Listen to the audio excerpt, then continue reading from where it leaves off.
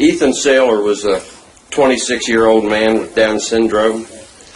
He went to a movie in Frederick, and after the movie he left. He obviously enjoyed it very much. He went back in the theater hoping to watch it again. The manager felt he hadn't paid the second time, so called mall security, which was 3 off-duty sheriff department members. So the police report says, nobody knows exactly what happened except those there. They said he swore and refused to leave. His caregiver said, please, let me take care of it. But they didn't. They wrestled him to the ground, handcuffed him, and he suffered a fracture in his throat cartridge and died of asphyxiation. It was ruled a homicide. No one was ever convicted of it. His mother, who, Patty Saylor, is sitting here, has become a very strong advocate in promoting for individuals with intellectual and developmental issues, a Self-Advocate Education Center.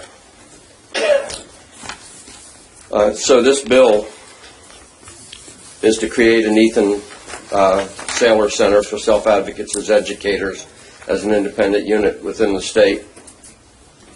And the purpose is to advance the community inclusion of individuals with intellectual and developmental disabilities by preparing and supporting self-advocates to help educate people about appropriate and effective interactions with individuals with intellectual and developmental disabilities.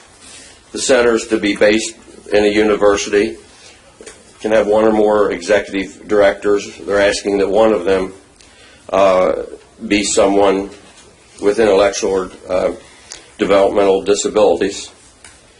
I'm just going to briefly touch through this because we've got good panels here to talk about the bill in greater depth. But the center is to collaborate with developmental disability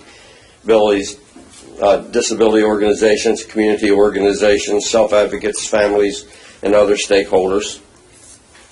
And they're to identify best practices and complete a 3-year plan and connect trainees and self-advocate educators to promote training. Establish a clearinghouse on these issues. There will be a board created with 17 members, and the board's asked to develop a plan to phase in the establishment and operation of the center and select a university where they'll operate and provide oversight and direction for the center, do an annual budget and monitor the center's activities and outcomes. It'll be supported by state funds, grants, and private donations.